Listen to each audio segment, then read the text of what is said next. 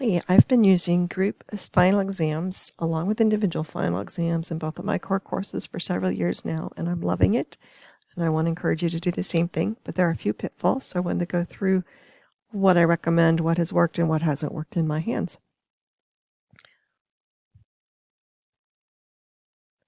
We are going to start with the assessments because you want to teach to the test.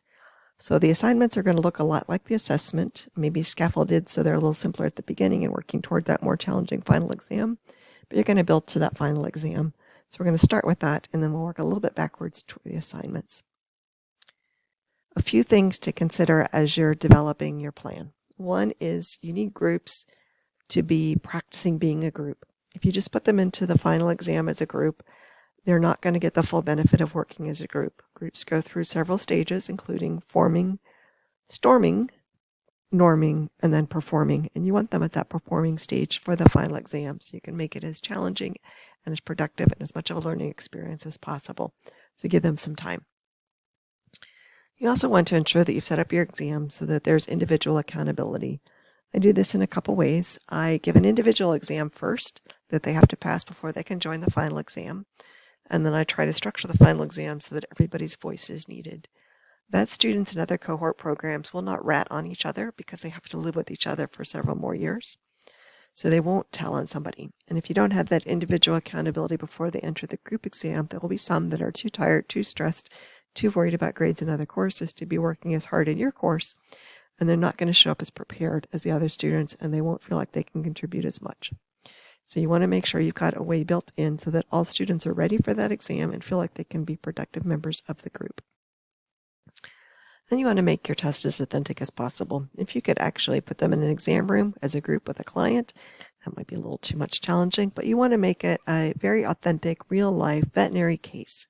You don't want to be having them necessarily do multiple choice exams on basic knowledge and application, but you want to give them a scenario that is challenging and feels like it could happen in the clinics. So try to make it as authentic as possible. Get as close as you can to real life for your final exam. Your assignments, your practice tests can be a little less authentic, but you're going to work up to this. And I actually use fake clients and external audiences for my exams because it does add that authenticity. I want to keep in mind that functional group writing is challenging. Don't have them write something. Don't write a case summary or surgery report or a SOAP. It's really hard to write well as a group, and it's not much fun. It just doesn't give you those options. If they can rank, prioritize, sort, that's hard enough to come to a group consensus, but it will be much more productive discussions, and it'll be much easier to grade in most cases too.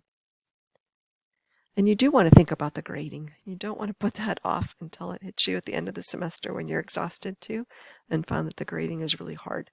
And there are a few things we can do for this, and we'll talk about some of those as we go, including making sure everybody joins a group.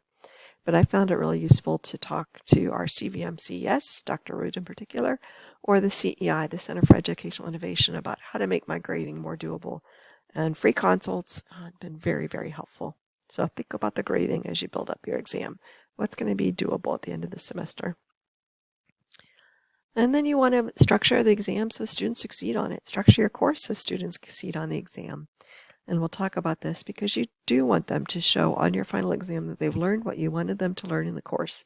This isn't a gotcha stage. This is for them to show everything that they've learned. And so the biggest thing on this is to give them practice opportunities. They need to practice for this final exam. If the final exam is an authentic, close to real life case, great. They're going to be veterinarians. They need to deal with real life cases.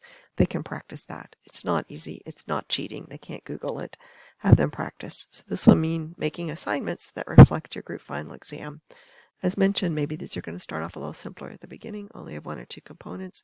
Maybe they have different components on a different day. Maybe the final makes them put it all together because it could be a little bit longer as well. So make sure they've got time to practice for this final exam or this group assessment, including working in the groups. Along those lines, schedule time for group work. It is really hard for them to come to a consensus on a time to meet outside of class. They have full schedules. They have different lives.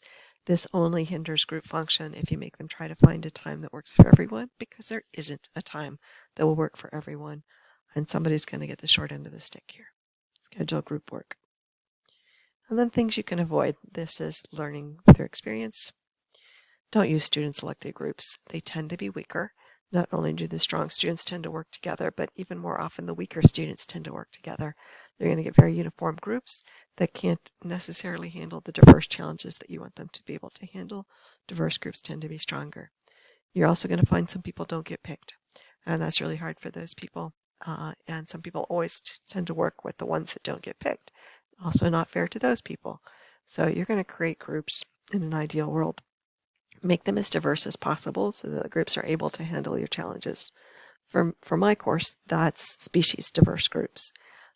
Try not to make them diverse on their grades or previous performance, but make them diverse in some manner and make it obvious how you're making them diverse, or make it random. That's better than student selected.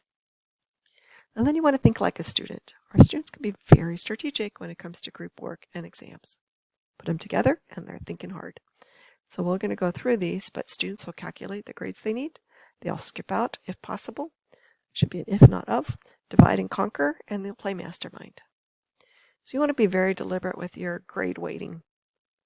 If they know that they've gotten 92% on their first 3 exams and that they can pretty much skate by on the last exam and get a B, they might do that. So they will prioritize other courses over your final exam if they've done well so far. Don't give them that opportunity. Make it a cumulative final. Make it weighted a little bit more heavily. Don't weight it more than 40% or you create other issues, but be deliberate so they can't skip out on this final exam, particularly if it's group work, because your group mates will not thank you. Avoid options for skipping group work. It's harder to run a relay race. It's much easier to do it on your own and to feel that you can do it better on your own if you're a good student. They tend to not like to work in groups because they do feel it's going to impair their own grade. Don't let them skip out. Tell them it's mandatory. Make them productive. Give them that practice opportunity and that well-structured group so they will succeed. Make it really hard for them to divide and conquer. I've been in groups where we did this, and it wasn't my request. It was group pressure that said, we're going to divide this up and do this way.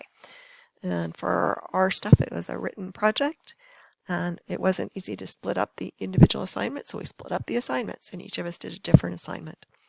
And not exactly what you want out of group work. So think about your exam. Think about how you're going to make them pull different parts together and make a cohesive whole, or rank things. Don't let them just be able to divide up the sections in your test. And don't give out individual scores if they're related to your group work. Remember Mastermind, where there's the hidden panel and they have to guess the answers? If somebody's got 100% or 90% on their individual score and they know that and it's related to the group work, they just ask that person. And they take turns. I mean, they're willing to share this at this group level because the stakes are high enough. So don't let them know what their individual scores are before the group exam if it's connected. The rewards are high. I have had them dehorn unicorns and talk to clients about talk-ins with urolithiasis in the second year.